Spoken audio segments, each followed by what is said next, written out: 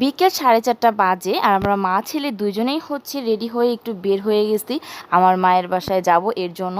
আর বের হওয়ার সাথে সাথেই কিন্তু আমরা রিক্সা পেয়ে গেছি। যদিও এতটুকু রাস্তা আমাদের হেঁটেই আসতে হয়, মানে অল্প একটু রাস্তা, আর আমার বাচ্চারা টুকটুক করে হেঁটে আসতেছে, আজকে হচ্ছে জুতো পায়ে দেয় নাই। তো যাই হোক, আসার সাথে সাথেই কিন্তু রিক্সা পেয়ে গেছি। তো রিক্সা দিয়ে মানে যেতে যেতে কিন্তু আমরা মা ছেলে দুজনেই বেশ আনন্দ করতেছিলাম। যদিও রাস্তা একেবারেই অল্প, কারণ আমার মায়ের বাসা আমার বাসা থেকে মাত্র 10 মিনিট লাগে যদি হেঁটে যাই।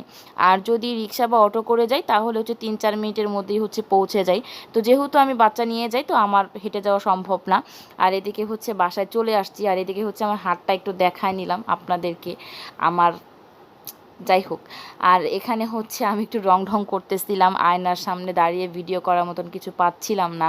আর এখন হচ্ছে মাগরিবের আজানের পরে হচ্ছে একটু চা খাচ্ছিলাম বিস্কিট দিয়ে। আর এটাই হচ্ছে আমার মায়ের বাসার ট্যুর। এটা আমি হচ্ছে একদিন